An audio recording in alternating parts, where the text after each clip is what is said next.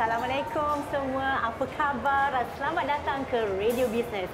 Saya Natia Zainal, host anda untuk hari ini, dan hari ini juga kita akan bawakan satu lagi kisah inspirasi dari dunia perniagaan kecil. Mungkin kecil daripada segi saiz, tetapi besar dalam cita-cita. Okey, dari tepung, gula dan semangat yang tak pernah luntur. Kita akan mengenali dengan lebih dekat lagi kisah Nur Azrin binti Abdul Latif, atau lebih mesra dengan panggilan Kak Rin, yang memiliki kios bakery yang membawa aroma kejayaan.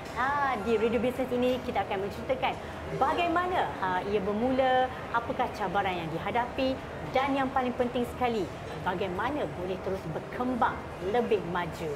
Untuk anda yang ingin bercita-cita untuk memulakan atau meningkatkan perniagaan anda, ini adalah peluang untuk belajar terus daripada pengalaman beliau. Terima kasih Kak Rin kerana sedia bersama-sama dengan kami di Radio Business. Apa khabar Kak Rin? Alhamdulillah, saya sihat. Sudah makan? Okey, sudah. Sudah makan, cun. Okey Kak Rin, boleh tak Kak Rin ceritakan sedikit latar belakang tentang diri Kak Rin? Sebab saya pasti penonton kita, pendengar kita mesti nak tahu siapa Kak Rin ni. Okey, nama saya Nur Azrin binti Abdul Latif dan saya berumur 37 tahun. Saya telah menceburi dalam bidang F&B ini lebih kurang dalam 7 tahun.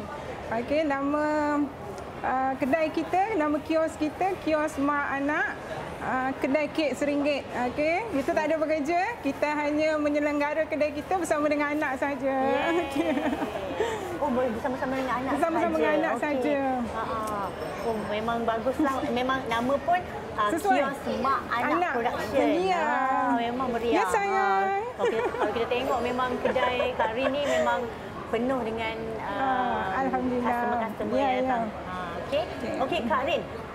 Mari kita terus ke soalan yang ingin ditanyakan kepada Kak Rin hari ini. Okey, Kak Rin, macam mana tercetusnya idea untuk Kak Rin memulakan kios bakery Mak Anak Production? Okey, Mak Anak Production ni kita mulakan apabila saya bersama dengan anak. Sebab anak saya ni dia budak lelaki dan dia kanak-kanak, dia suka explore benda-benda baru, dia suka benda-benda manisan. So bila kita pergi kedai, harga dessert ni lebih kurang RM3 ke RM4. So dia macam kita nak beli pun saya suri rumah. So sebagai suri rumah, saya rasa agak terbeban bila dessert-dessert yang anak kita suka ni agak mahal. So saya belajar buat kek sendiri. Alhamdulillah sambutan menggalakkan. Tercetusnya idea sebab saya rasa harga RM1 ni B40, insya-Allah boleh beli kek kita. Memang menarik ya. Memang masa mula-mula saya ke sini juga, saya tengok harga pun RM1. Lepas tu sedap. Yang penting dia sedap. Alhamdulillah. Betul tak Kak Rin? Memang baguslah Kak Rin buat macam ni. Dia memanggil lagi customer untuk datang beli. Okey, macam Kak Rin rasalah, produk manakah yang menjadi Kak Rin punya signature atau killer produk lah? Okey, biasanya kalau customer datang ke kedai kek RM1 ni, nombor satu diorang akan cari kek coklat. So budak-budak ni dia akan benda yang coklat-coklat ni memang favourite diorang. So sehari kita akan buat lebih kurang dalam 10 ke 20 biji kek coklat saja. Banyak, Cuma topping dia kita tukar-tukar, tapi base dia kena kek coklat. Sebab yang tu killer produk kita lah. Memang betul pun. Memang sangat lazat. Kalau anda nak tahu macam mana lazatnya, kena cuba. Ya, kena cuba. Okey Kak Rin. Apakah, ini soalan yang agak santai. Santai-santai. Apakah kesilapan paling lawak yang pernah berlaku semasa membuat kek? Paling lawak semasa membuat kek. Bila kita, sebab satu adunan ni kita buat lebih kurang dalam 10 biji kek. So bila dah bakar-bakar, saya macam pelik. Pasal apa kek ni dia tak mau naik, dia macam dia flat. Dia flat. Lepas tu kita makan, alamak, gula pula tak letak. Kelakar. Kalau kes-kes yang macam tu, macam mana Kak Rin handle? Kalau jadi macam tu, kita tak boleh jual. So kita makan sendirilah. Makan bersama dengan jiran-jiran tetangga. Betul lah, dah tak boleh nak reverse balik kan. Tak boleh. Betul juga tu.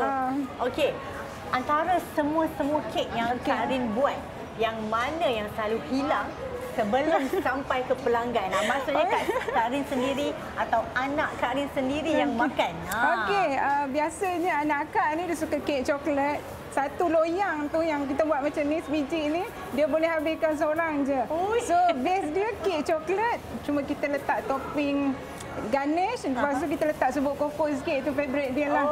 Wajib dia curi satu-satu. Budak-budak kan? Betul-betul. Aduh, hai, macam tu kisahnya rupanya. Memang coklat lah. Memang coklat memang favourite dia orang. Betul. Okey, macam Kak Rin, kita tengok Kak Rin jual kek ni dengan harga RM1 kan. Semua tahap mampu untuk memiliki, untuk beli kek Kak Rin. Bagaimana Kak Rin mengurus kos operasi sambil mengekalkan harga yang berpatutan untuk pelanggan? Okey. So untuk pengetahuan customer semua, kita punya keuntungan untuk kek RM1 tak banyak, tapi kita fokus pada kuantiti yang kita buat setiap hari. So setiap hari kita target dalam 100 biji untuk mencapai keuntungan semaksimum mungkin. Selain daripada kooperasi kita jimat untuk sebab kita tak ada kilang ke ataupun store untuk kita buat bakar-bakar kek ni, semua kita buat kat rumah. So jimat dia kita tak ada staff. So kita just fokus semampu yang boleh kita bakar. Lebih kurang dalam 100 biji sahaja sehari. 100 biji sahaja kan? Sahaja tu. Tapi selain daripada kek RM1, sebab kita punya keuntungan kek RM1 tak banyak, tapi kita mixkan dengan kek-kek yang lain lah. Kita ada macam-macam kek, cuma fokus kita untuk kek RM1. So yang kek-kek harga lain ni untuk cover kita punya operasi. Lah. Betul. Sebab sekarang pun barangan harga pun dah meningkat. Dan kemungkinan ada setengah kek tu terpaksa dinaikkan harga sikit lah untuk nak cover balik kos tu. Okey Kak Rin, dalam dunia perniagaan yang kompetitif ni kan, bagaimana Kak Rin memastikan bakery ini kekal relevan dan bersaing? Okey, selain daripada kita punya kek ni yang harga RM1 yang susah untuk dapat dekat Pulau Langkawi, kita juga selalu buat marketing. Okey, selain daripada dekat TikTok, Facebook, yang mana media sosial yang kita boleh gunakan, kita kena gunakan sebaik mungkin. Betul. Okey, so TikTok yang paling ramai customer tahu pasal kedai kita daripada TikTok lah. Alhamdulillah. Betul, alhamdulillah, betul. So diorang ni bila diorang tengok kita punya video kek RM1, lebih kurang dalam 20,000 yang datang semua daripada TikTok. Ada tak daripada luar, bukan daripada Langkawi? Untuk macam kalau pelancong daripada luar ni, diorang kebetulan lalu datang bercuti, ada kek murah lah. Alhamdulillah. Sebab dekat luar susah nak dapat kek RM1. Betul. Dengan dia punya saiz yang semaksimum kita boleh bagi. Tapi kalau kata nak jumpa harga RM1 kat luar ni agak sukar. Memang agak sukar. Memang tak nak rasa memang susah lah nak jumpa sebenarnya untuk dessert berharga RM1. Okey. Bagi Nat, ia adalah satu benda yang untuk supaya semua boleh memiliki. Dia memang mampu milik. Kek yang mampu milik.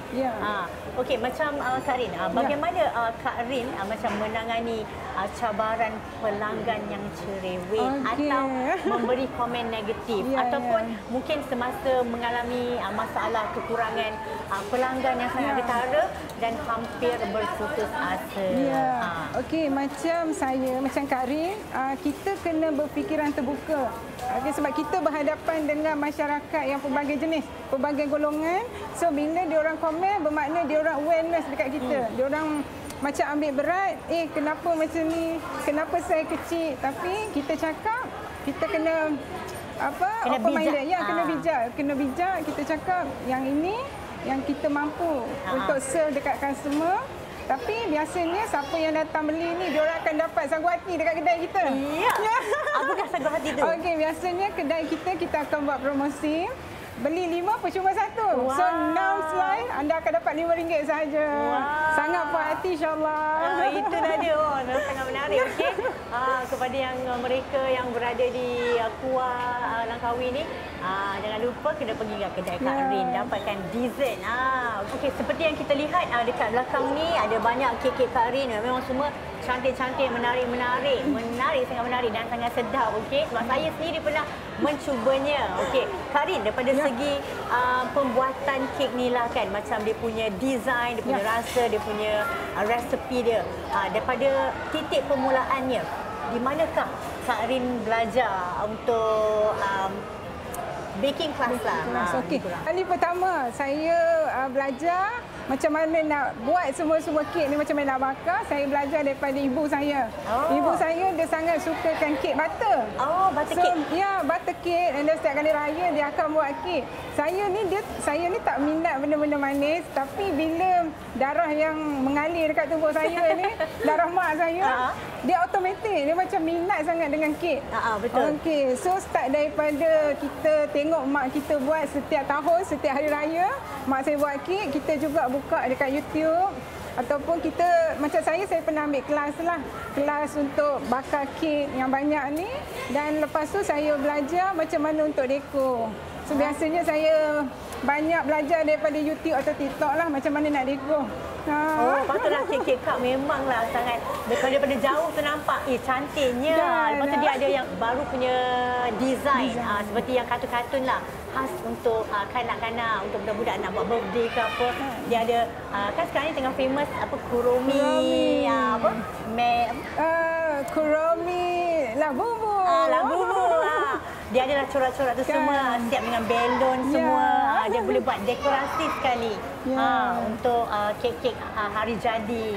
Begitulah. Okey. Kak Rin, yang terakhir sekali lah. Apakah nasihat Kak Rin kepada mereka yang ingin menceburi bidang perniagaan? Okey. Untuk sedia maklum, zaman sekarang, zaman 2025, agak mencabar ya untuk usahawan-usahawan kecil macam kami ni. Tapi kita jangan mudah putus asa. InsyaAllah kita berdoa, minta restu mak ayah, bagi keberkatan. Bagi keberkatan kat kita. Moga mudah urusan kita menjalani hari-hari yang mendatang ini. Betul. Okey, dan dengan itu kita sampai ke penghujung Radio Bisnes hari ini. Banyak yang kita pelajari, dari cabaran membina perniagaan kecil, daripada strategi pemasaran, sampailah ke kisah-kisah kelakar di balik dapur bakery. Kak Rin, harapnya cerita dan inspirasi hari ini dapat memberi semangat kepada anda yang ingin menceburi bidang perniagaan sendiri. Okey, terima kasih kepada Nur Azrin binti Abdul Latif kerana berkongsi pengalaman dan tips hebat. Dan yang paling penting sekali, terima kasih kepada anda semua penonton dan pendengar setia yang terus menyokong usahawan tempatan dan Radio Bisnes. Okey? Dan jangan lupa teruskan bersama kami di Radio Bisnes untuk lebih banyak kisah bisnes yang menarik. Okey? Saya Natia Zainal mengundur diri. Sampai jumpa lagi dalam episod seterusnya. Stay inspired, stay motivated and keep hustling. Bye-bye.